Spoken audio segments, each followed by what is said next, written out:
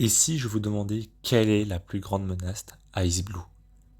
Certains vont me dire évidemment c'est Arlong, d'autres encore vont me dire Smoker, et puis d'autres, des petits malins, me diront que c'est Luffy. Eh bien moi, je vous dis que non. Ce n'est aucun de ces trois personnages, ce n'est pas non plus un Baggy, ou même un Mihawk, ou même un Shanks. Et non, c'est bel et bien Grand Line. Depuis toujours, le monde est composé de 4 mers délimitées d'un côté par Red Line, un immense continent formant une paroi vertigineuse, et de l'autre par Grand Line, une route maritime impitoyable. Dire que Grand Line est impitoyable apparaît comme la plus grande des évidences. On a lu l'aventure de Luffy sur cette mer, donc on le sait. Mais en vérité, on le savait déjà bien avant que Luffy n'y pénètre. La toute première saga dans One Piece, qui a pour fonction de prologue, est la saga East Blue. Et étrangement, ce n'est pas tant East Blue qui est au cœur de sa propre histoire, mais bien Grand Line. Ainsi, dans cette vidéo, on va s'intéresser à la construction, du mythe et de la légende de Grand Line, bâtie dans l'introduction de One Piece, la saga East Blue, en 12 volumes. Pour montrer comment Oda a façonné cette route maritime durant les 12 premiers tomes du manga, nous allons adopter un suivi chronologique des 6 premiers arcs. Romance Dawn est le premier arc du manga et a une fonction de première introduction de plusieurs éléments clés de l'histoire et notamment de Grand Line. On estime qu'il dure du chapitre 1 à 7, soit tout le premier tome du manga. L'objectif clair, net et précis du manga est posé au chapitre 2 avec Koby parlant de One Piece, le trésor ultime. Il est déjà intéressant de noter qu'ici nous avons l'insouciance de Luffy en opposé à Koby complètement paniqué et estomaqué devant les propos de Luffy. Ce contraste renforce la naïveté, l'insouciance et la légèreté d'esprit de Luffy. On peut aussi parler de la position des personnages. Luffy est totalement détendu, tandis que Koby hurle et a les bras grands étendus pour représenter l'immensité de One Piece et des objectifs démesurés de Luffy. La main gauche est même cachée pour signifier que même la case ne peut pas contenir ne serait-ce que l'idée du voyage. Immédiatement, Koby insiste sur la démesure des propos de Luffy. Le One Piece signifie triompher de l'impossible, être le meilleur de tous les pirates, et l'associer à la folie. Le ton et la dangerosité de l'aventure est ici posé. Il faut être prêt à mourir pour devenir le roi des pirates. Le lecteur, avec ses simples interactions, comprend que l'aventure qu'il lit va être longue et semée d'embûches. À la fin du chapitre 2, est évoqué pour la toute première fois Grand Line, et son surnom est tout de suite donné, le cimetière des pirates. C'est là le lieu où Luffy doit se rendre, et pourtant ça renvoie immédiatement à une idée mortuaire. Mais pourtant Luffy est bien au courant de ça, et déclare justement avoir besoin d'un équipage. Pourtant, quelques pages auparavant, Luffy se disait prêt à mourir. Ce qui frappe le lecteur et de façon très forte, c'est que même le pirate au chapeau de paille reconnaît la dangerosité de l'endroit et reconnaît qu'il peut y mourir sans aide. Pourtant, doté de pouvoirs surnaturels, même lui est en danger sur cette route. Grand Line est donc, dès ses premières mentions, considéré comme le lieu ultime du danger et de la mort. Le lecteur n'a qu'une hâte, découvrir pourquoi Grand Line est si dangereux. Suite au recrutement de Zoro, le capitaine réitère son souhait d'aller sur Grand Line.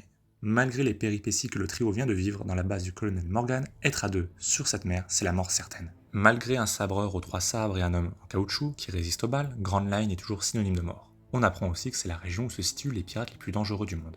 Ici, une première idée, un peu plus claire, se fait de cette route. C'est la loi du plus fort où les plus dangereux vivent et les plus faibles, eux, ne peuvent que mourir. Une première clé de compréhension est donnée au lecteur. Cette région serait donc si terrible à cause des pirates la peuplant. Zoro utilisera une phrase bien spécifique que je vous cite « Nous n'avons pas d'autre choix que de suivre cette route ». Comme si cette route représentait une force irrésistible attirant les hommes. Il est impossible de lui échapper et seul le malheur nous y attend. Paradoxalement, c'est ici que les convictions et les rêves sont censés se réaliser. D'autant plus que Koby, entre autres, n'y a jamais mis les pieds. Au final, Grand Line reste un monstre légendaire mais que personne n'a jamais vu. On peut comparer ceci au roman Moby Dick de Herman Melville. Les marins parlent tout du long du roman de la créature du Moby Dick, et finalement cette créature n'apparaît qu'à la toute fin. La créature est plus dépeinte par des rumeurs et des légendes que par ses propres actions bien visibles. Personne n'a vu le Moby Dick, et ici personne n'a vu Grand Line. Et pourtant ce sont des monstres que tout le monde craint. Et comme par hasard d'ailleurs, en entrant sur Grand Line, l'équipage tombera sur une gigantesque baleine. Avec ces 7 premiers chapitres, le mythe de Grand Line est déjà bien introduit, et reste au cœur de l'intrigue principale. Elle représente le but ultime, un but complètement irréel. On passe désormais à l'arc de Baggy. L'enjeu de ce deuxième arc est de récupérer la carte de Grand Line qui est aux mains de l'équipage de Baggy le Clown. Cet arc dure 14 chapitres du chapitre 8 au 21 et va de la fin du tome 1 jusqu'au milieu du tome 3. C'est ici qu'on va rencontrer pour la première fois Nami, la voleuse de pirates, qui justement détrousse l'équipage de Baggy de sa carte de Grand Line. Ici la carte représente l'idéal de Luffy illustré. Et avec le vol de Nami, le lecteur assimile qu'avoir une simple information concrète de cette mer représente une véritable lutte. Se distinguer et terrasser les autres pirates pour le One Piece n'attend pas Grand Line et commence dès maintenant. La route maritime est ici dépeinte comme entourée d'ignorance, la rendant encore plus terrifiante. La première conversation entre Luffy et Nami atténue le danger pourtant bien grand de Baggy, pour glorifier Grand Line et cette fois-ci l'associer à un lieu rempli de trésors. C'est la première fois que le territoire est idéalisé et vu avec espoir. De plus, Nami est un personnage bien plus réfléchi et lucide que Luffy. Néanmoins, il existe toujours un contraste. Pour accéder à ces trésors, il faut se mêler aux dangers des pirates ô combien statués comme supérieurs. On peut aussi noter que la carte est vue comme un trésor à elle seule. La connaissance de Grand Line est associée à la richesse. Alors que Luffy et Zoro ont vaincu la totalité de l'équipage du clown et que seul ce dernier reste debout, Grand Line est évoqué de nouveau. Selon lui, malgré toutes les prouesses de ses ennemis, ils ne sont pas prêts. Pour Baggy, seuls des pouvoirs et une arme de destruction massive peuvent réussir à conquérir Grand Line. Ici, la route maritime est décrite comme un lieu de destruction et de barbarie pure qui est amplifié par le décor avec les ruines de la ville d'Orange. Dans cette case, le point serré améliore cet effet destructeur et la festivité des hommes de Baggy alimente la folie qui règne qu'on est obligé d'associer à Grand Line. Baggy est donc un pirate de longue date, au pouvoir de fruit du démon et à la terrible Baggy Ball. Malgré ça, Grand Line reste terrifiante. Baggy connaît bien le monde de la piraterie, et pourtant Grand Line ne peut être conquise sans connaissance. Dans ce second arc, Oda va pousser encore plus loin le niveau de Grand Line grâce à la puissance militaire de Baggy, qui reste en danger tant qu'il n'a pas la carte. La carte est le symbole de la connaissance. S'aventurer sur Grand Line, c'est s'aventurer dans l'ignorance, et le moindre petit indice peut devenir un avantage capital. Le savoir est la force ultime, bien plus primordiale que les armes et les pouvoirs. C'est en ça que le recrutement de Nami est si important. Elle apporte le savoir de la négation pour balancer avec l'ignorance de Luffy, qui l'incarne avec sa candeur naturelle. On voit ici que la grande peur de l'être humain est toujours l'ignorance et la peur s'en nourrit. Et c'est en ça que nos trois jeunes héros sont captivants. Ils savent que Grand Line est dangereux, mais ils veulent absolument y aller pour réaliser leur objectif. Le chapitre 22 est assez unique dans la série. En un seul chapitre, Luffy débarque sur une île, rencontre les habitants et repart à la fin du chapitre. Ainsi, le passage sur l'île aux animaux rares avec le personnage favori d'Oda à l'époque construit une histoire unique et complète en un unique chapitre. Ce n'est donc pas anodin que ce chapitre est l'un des plus importants du manga. Ça y est, nous avons des précisions géographiques sur le monde de One Piece et plus particulièrement de Grand Line. Voyager sur Grand Line est donc l'aventure que rêve tout aventurier, faire le tour du monde. Ici, Oda crée son propre monde et le lecteur est impatient de le découvrir, passant de l'idée d'un voyage sur une mer dangereuse à l'idée que cette mer sera un véritable voyage autour du monde. Il nous a également enfin expliqué que Roger est le seul à avoir conquis cette mer. Fortune, gloire et pouvoir. Roger, qui possédait ces trois choses, était aussi celui qui avait conquis cette mer. Implicitement, le lecteur comprend à quel point le désir des trois personnages est fort. La fortune est recherchée par Nami. Pour Zoro, c'est la gloire d'être le meilleur épéiste, et pour Luffy, c'est le pouvoir d'être le roi des pirates. Gaemon témoigne avoir rencontré des pirates ayant survécu à cette mer. Néanmoins, ceux-là ne sont pas revenus pleins de gloire, mais bien pleins de traumatisme. Le décor dans cette case est déformé. Il donne une aura de mystère et le regard de Gaemon perce celui du lecteur. Son design, pourtant complètement absurde, ici disparaît pour laisser place à un physique beaucoup plus sérieux pour renforcer le côté dramatique. Personne n'en ressort indemne. Le lecteur est alors terrifié par la puissance de ces trois cases. Grand Line est peuplé de pirates sanguinaires et pour y survivre, il faudrait outrepasser le rang d'humain. Une révélation très précieuse nous est donnée. Personne ne sait si le One Piece existe réellement et plus de 20 ans se sont écoulés depuis la mort de Roger. Luffy ne cherche donc pas un trésor tangible, mais une chimère, une idée sans aucun rapport avec la réalité. Se lancer sur Grand Line est donc un désir. Au-delà du besoin, ce désir pousse Luffy et le lecteur vers une réalité perçue comme une source de possible satisfaction. De plus, comme le dit Gaemon, le One Piece est un mythe, et c'est bien pour cela qu'il est si désiré. Cela fait plus de 20 ans que ce fameux trésor est idéalisé. Ce qui est aussi renversant, c'est Nami qui dit à Luffy qu'il ne le trouvera jamais. Elle, qui est la plus intelligente du groupe, et qui en plus vient expliquer la géographie, affirme calmement cela. Bref, conquérir Grand Line est tout bonnement impossible. Tout ce qui nous y attend est l'enfer, tout ça pour un but complètement illusoire. On passe désormais à l'arc Kuro. L'objectif premier de cet arc est d'obtenir un navire, et gonfler les rangs de l'équipage encore une fois. Rien d'étonnant, naviguer avec une barque est déjà ici complètement dangereux et idiot. L'arc s'étend jusqu'au chapitre 41 pour durer 20 chapitres, allant ainsi jusqu'au tome 5. Grand Line n'est pas spécialement évoqué dans l'arc, et c'est justement dans cette absence que c'est très intéressant. Kuro est un pirate étant sorti du monde de la piraterie, et surtout qui a abandonné son nom. Kuro a fui la mer, une mer qui n'est même pas Grand Line. Il renonce, lui-même à son maître. Entre ceux étant revenus de Grand Line, tels des morts vivants, et lui ayant abandonné la mer, finalement on peut se demander qui est réellement le plus mort. Contrairement aux trois adjectifs liés à Roger, Kuro ne veut ni la gloire, ni le pouvoir, mais seulement la fortune. Il est donc pas étonnant que Grand Line n'ait pas mentionné durant cet arc. L'antagoniste est un lâche qui renonce lui-même à son nom. Grand Line, la mère des convictions, ne peut l'accueillir et même l'envisager en ces lieux. Comme le dit Luffy, il faut porter fièrement son nom pour naviguer en mer. Kuro n'est pas un pirate, il n'est même pas un homme. Contrairement à Luffy, pourtant jeune pirate, mais qui a tout compris, Kuro n'aurait été qu'un simulacre de pirate, une coquille vide, un moins que rien. Pour aborder Grand Line, il faut donc porter son nom et devenir un homme. Et c'est ce que va faire Usopp durant cet arc. On va maintenant parler d'Usopp. Donc comme vous le savez, Usopp, durant des années, il a pratiqué un rituel mensonger, il avertissait le village de l'arrivée des pirates. Mais cela dépasse le cadre de la simple boutade. Usopp ne mentait pas qu'aux habitants, il se mentait surtout à lui-même. Chaque jour, il se levait dans l'espoir de voir son père arriver. Dans ces moments-là, il échappait à la dure réalité de sa pauvre vie. Le père loin en mer, la mère défunte. Usopp n'avait aucune figure protectrice pour le lever, et s'est donc réfugié dans ses mensonges et son imagination pour fuir le chagrin. Usopp s'enfonce encore plus dans le monde de l'enfance lorsqu'il va rencontrer Kaya. C'est aussi une personne qui a aussi perdu ses parents. Et il va devenir, cette fois-ci, la figure qu'il aurait tant voulu avoir. Il va réconforter quelqu'un de beaucoup plus faible que lui. C'est encore pire avec son équipage. Il a la tête de 3 petits garçons bien plus jeunes que lui. Leurs noms Sommaire, Piment, Oignon et Carotte insistent encore plus sur leur douceur et l'innocence. Leur simplicité est synonyme du monde de l'enfance. Usopp est donc un enfant qui, à l'aide de son imagination, trouve un réconfort chez les autres. Les enfants voient en lui une source d'inspiration et un héros. Cela lui procure une certaine reconnaissance et une valorisation très importante pour son estime. Usopp a une méfiance envers le monde des adultes. Pour lui, ce monde n'est qu'un monde de problèmes ou bien un monde à aller embêter. Néanmoins, Usopp a toujours eu l'étoffe d'un pirate. Lui est fier de son nom et n'hésite pas à en être vaniteux complètement à l'opposé du capitaine Kuro.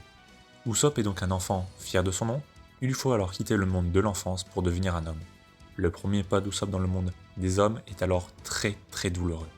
À force d'avoir trop crié au loup en faisant l'enfant, personne ne veut l'écouter quand il est sérieux. Pas même sa chère Kaya.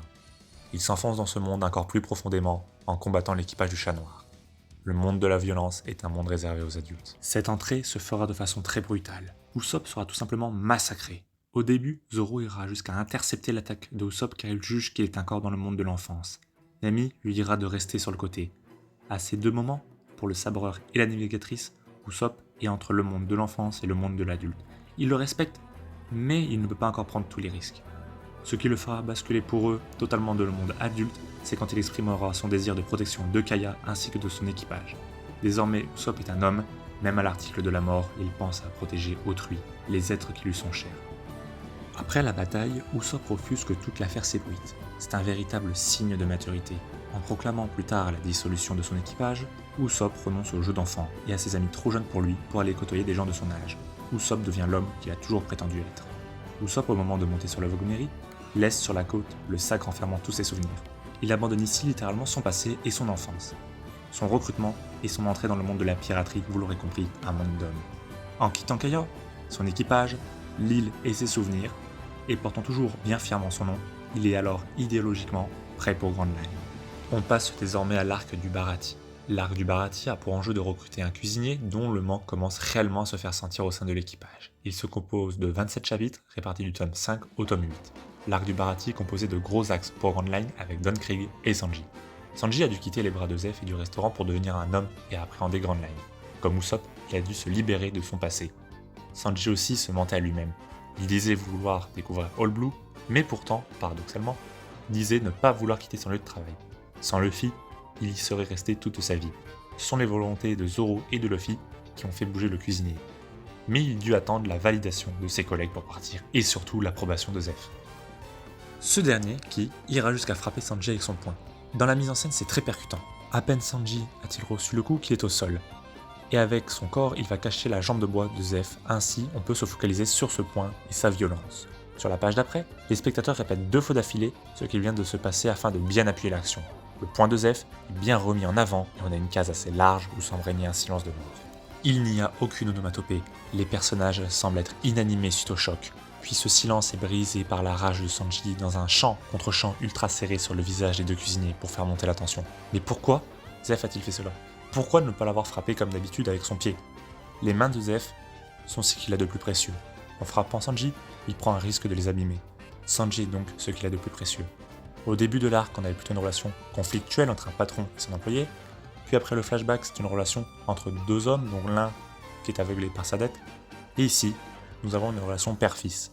Ce coup de poing est une forme de discipline paternelle qui se veut tempérée par beaucoup d'affection.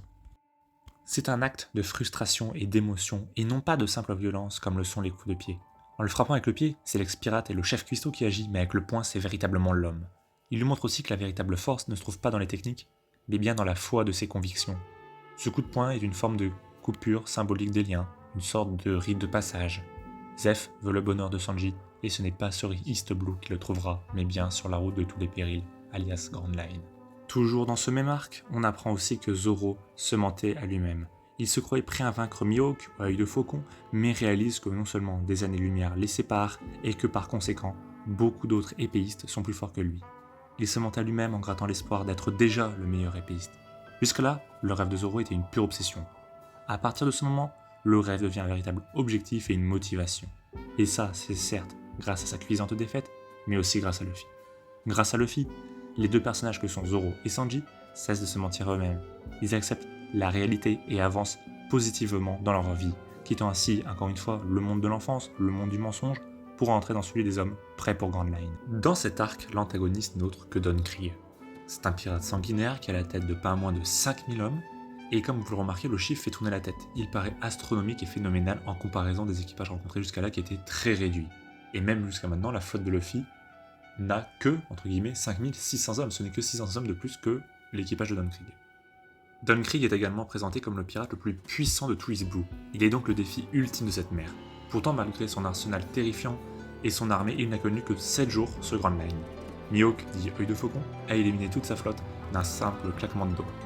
Ici, la démesure n'est que plus grande. Grand Line habite des monstres. Un seul homme a provoqué cela. Un seul homme a provoqué la déroute de plus de 5000 hommes. Un seul homme, qui plus est, n'a fait cela que pour combler son ennui. L'absurdité de ses propos est véritablement terrifiante. Comme Mihawk l'explique, East Blue est la plus petite et calme des mers. Et même en y survivant, on ne reste qu'une goutte d'eau de l'océan. Le lecteur comprend que East Blue n'est rien. Même si Luffy bat Don Krieg, ce n'est qu'une petite étape. Et puisque je parle de Don Krieg, savez-vous la vraie raison pour laquelle Don Krieg n'a pas réussi à survivre à Grand Line? Car comme on l'a vu précédemment, on va reprendre deux éléments.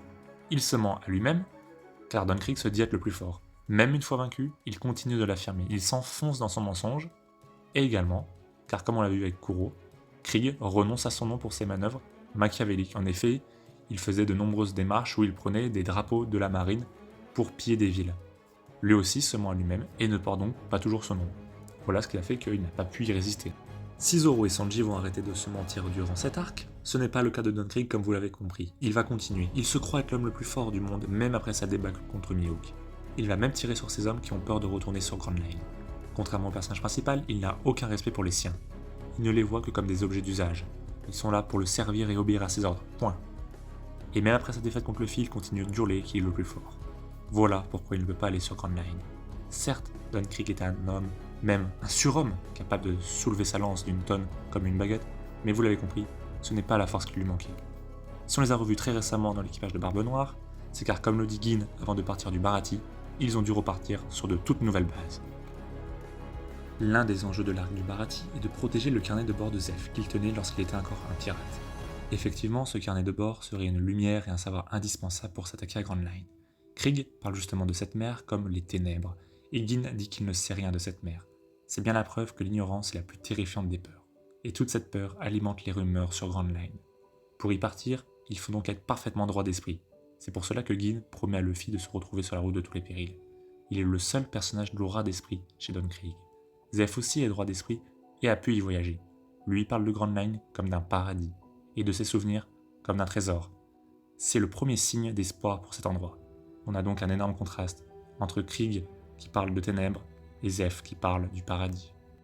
À la fin de l'arc, Yosaku introduit le gouvernement mondial ainsi que les 3 groupes qui sévissent sur Grand Line. Le seul réellement décrit est celui des 7 grands corsaires, corps auquel appartient Mihawk.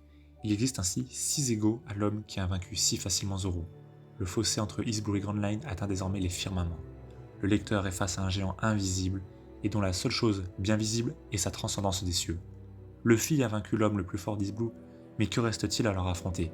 Tout simplement, des êtres venus directement de Grand Line, avec l'équipage des hommes-poissons d'Arlong. On passe désormais à l'arc Arlong Park. L'objectif de l'arc est de récupérer Nami, empêcher Arlong d'étendre sa domination sur tout East Blue et de enfin partir pour Grand Line. Il va du chapitre 69 au chapitre 87 et se lit dans les tomes 8, 9, 10 et 11. L'équipage d'Arlong est constitué d'hommes-poissons. Il est en quelque sorte une avant-première de Grand Line. Et En tant que tel, il va ridiculiser les menaces précédentes. Par exemple, un boulet de canon est brisé par les dents d'Arlong. Leurs capacités et leur design sont difformes et ne correspondent en rien à ce que le lecteur avait l'habitude de lire. Un monde sans limite, voilà ce que représentent les hommes-poissons. L'existence d'une autre espèce que les humains étant l'univers et leur propriété de base d'être 10 fois plus fort qu'un humain et respirant sous l'eau, rend microscopique les humains et montre que l'équipage de Luffy sont désormais des surhommes. Et c'est ce qu'il faut pour aller sur Grand Line. Des hommes ne peuvent y survivre, mais des surhommes, oui. On découvre aussi Meumeu, venant tout droit de Grand Line. Meumeu sert un peu de contre-pied à ce qu'on attendait d'un monstre de la route de tous les périls. Son design est très cartoonesque, et toutes les scènes dans lesquelles elle apparaît le sont aussi. Oda nous dit ainsi qu'il ne va pas abandonner l'humour sur Grand Line et que c'est une région loufoque. Sur cette mer peut donc cohabiter l'horreur ainsi que le grotesque. Mais attention à ne pas sous-estimer cette créature, pour rappel, elle a détruit une partie de l'île de Kokoyashi. Et oui, Oda il n'a pas attendu le Gear 5 pour faire du cartoon qui peut être à la fois dangereux mais également drôle. On va maintenant s'intéresser à l'héroïne, Nami. Nami, malgré ce qu'on a lu jusqu'à là, n'est pas vraiment libre. Le philosophe Isai Berlin a donné la distinction de la liberté négative et de la liberté positive. La liberté négative est le concept de la liberté comme absence de contraintes extérieures. Au début de la série, Nami semble posséder cette forme de liberté. Elle navigue seule, elle vole des pirates et agit de manière indépendante. Cependant, cette liberté est illusoire car elle est constamment sous la menace et le contrôle d'Arlong. La liberté positive, selon toujours Isai Berlin, est la capacité d'une personne à être maître de ses propres actions et décisions. En ce sens, Nami est dépourvue de liberté positive, car ses actions sont dictées par la nécessité de rassembler de l'argent pour libérer son village. Elle n'a pas le contrôle véritable sur ses choix, ses décisions étant constamment influencées par l'oppression d'Arlong. En d'autres termes, Nami n'a absolument aucune liberté. Ce qu'elle vit est pire que d'être enfermée par des chaînes. Et dans cet arc, Nami arrêtera de se mentir. Elle qui se mentait en s'offrant un simulacre de liberté et de joie sur le Grogmery, cesse de se mentir à elle-même en demandant de l'aide à Luffy et en rejoignant totalement son équipage. Comme pour les autres membres, Luffy la libère de son passé en détruisant le bureau qui la rendait captive. Sa liberté est aussi montrée par la très touchante dernière scène de l'arc. Genzo, son père adoptif, dépose le moulinet qui la faisait tant rire sur la tombe de belle-mère. Durant toutes ces années, il se devait de le garder. C'était pour lui le seul moyen éventuel de redonner le sourire à Nami. Mais aujourd'hui, Nami est libre et heureuse, elle s'émancipe de ses parents et surtout se libère du mal grâce à Luffy. On finit la saga Ice Blue avec Lockdown, la ville où tout commence et tout finit. Sur cette île où Roger déclenchera indirectement la mort de millions de personnes sur Grand Line, Luffy la rencontrera. La dernière rencontre qu'il fallait bien faire. Cet arc, bien que très court avec ses 5 chapitres, est une succession d'intrigues nouvelles. On a l'apparition d'un personnage ultra énigmatique en la personne de Dragon, Baggy qui s'apprête à trafiquer Luffy et qui, on l'apprend, a déjà navigué sur Grand Line, Smoker qui est intouchable, la poursuite de la marine, le sous-entendu du granit marin. Si durant tous les arcs précédents Grand Line était véritablement insaisissable, ces éléments tentent à la rendre plus concrète. Toute cette hâte de lire la suite n'est que le point culminant de toute la saga. Pour guider les personnages jusqu'à l'entrée de Grand Line, un phare les attend, une lumière dans l'obscurité, seul garant d'un itinéraire. Et la saga Ice Blue se termine sur la promesse de réaliser son rêve. Grand Line au début du récit est donc une véritable figure d'arlésienne. Son spectre est présent durant l'intégralité des 12 premiers tomes. Elle influence diverses thématiques et est omniprésente directement et indirectement dans l'histoire. Pour aller sur Grand Line, il faut transcender le statut d'homme, et comme disait Nietzsche, deviens ce que tu es. En arrêtant de se mentir et sortant de leur médiocrité, les membres de l'équipage au chapeau de paille sont alors des surhommes. Luffy, lui, ne s'est jamais menti à lui-même, et c'est ce qui en fait un capitaine parfait. Sa candeur et sa spontanéité font qu'il est le seul à comprendre parfaitement et à pousser plus loin tous ses amis. La saga Ice Blue apporte alors une question philosophique existentielle. Faut-il me poursuivre un but idéaliste ou ne pas poursuivre de but? Le monde se divise en deux, les rêveurs et les réalistes. L'âme est plus grande que le corps et cette âme se doit d'être plus grande que le monde comme celle de Luffy. C'est grâce à la force de son âme que le capitaine emmènera son équipage jusqu'au bout du monde pour le One Piece.